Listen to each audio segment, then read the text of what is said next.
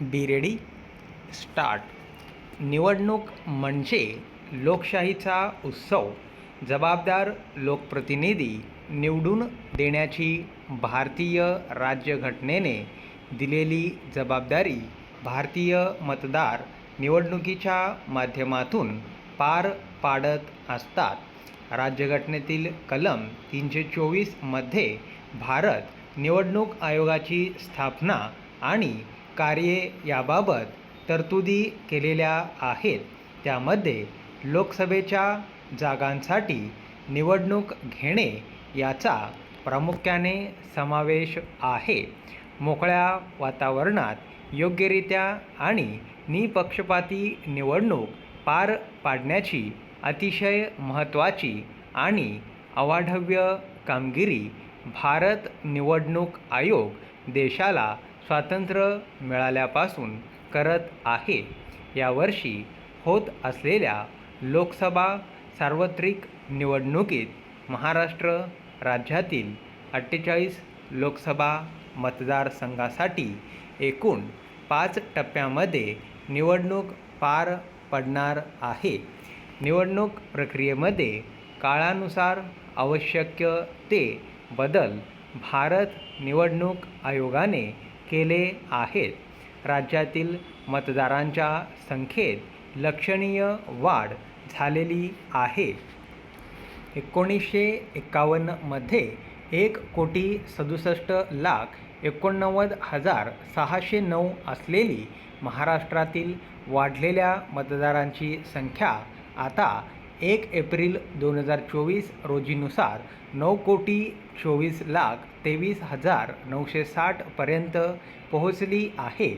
राज्याच्या कानाकोपऱ्यात राहणाऱ्या आणि काही ठिकाणी तर दुर्गम भागात राहणाऱ्या भारतीय मतदारांपर्यंत निवडणूक यंत्रणा पोहोचणे आणि त्यांचा निवडणूक प्रक्रियेत सहभाग घेणे हे आव्हानात्मक काम आहे.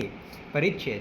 राज्यातील मतदार यादीचे संक्षिप्त पुनरीक्षण करून 23 जानेवारी 2024 रोजी जाहीर करण्यात आली.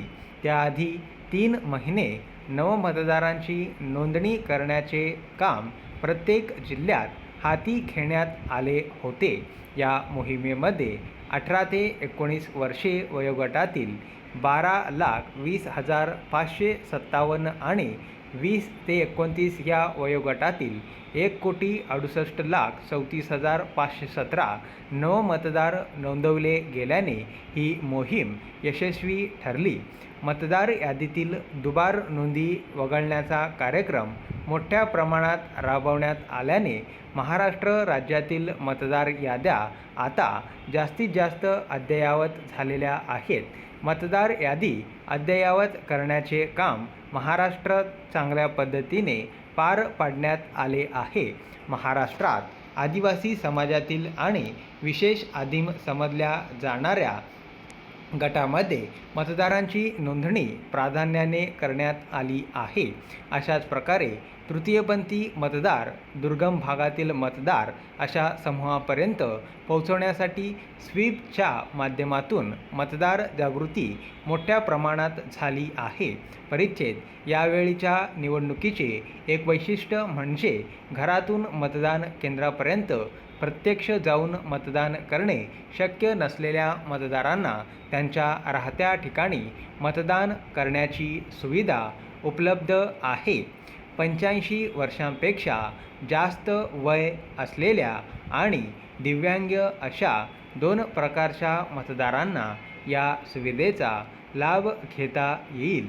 दिव्यांगांसाठी भारत निवडणूक आयोगाने विकसित केलेले सक्षम हे ॲप वापरून मतदार म्हणून नोंदणीबरोबर व्हीलचेअर किंवा इतर मदतीसाठी मागणी अशा सुविधा या ॲपवर उपलब्ध आहेत. सी-व्हिजिल, सक्षम, KYC व वोटर हेल्पलाईन असे वेगवेगळे ॲप भारत निवडणूक आयोगाने मतदारांसाठी तयार केले आहेत.